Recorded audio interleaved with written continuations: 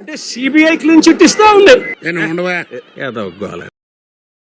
Yes, I agree that they have submitted in their report that ghee is adulterated. అది ఈ ల్యాబులు కూడా clean చిట్లు ఇస్తా ఉన్నాయి. Adulterated with some palm oil, some canola oil, some other items. అంటే CBI clean chit ఇస్తా ఉంది. And they have also mentioned adulterated ghee supplied. ఎటువంటి తప్పు జరగలేదు అని వీళ్ళ పేర్లు కూడా చార్జ్ షీట్ లో పెట్టకుండా. Adulterated ghee supplied because of so many people's involvement and some officers' involvement, some third persons' involvement in the, all those people were named and charge sheeted also.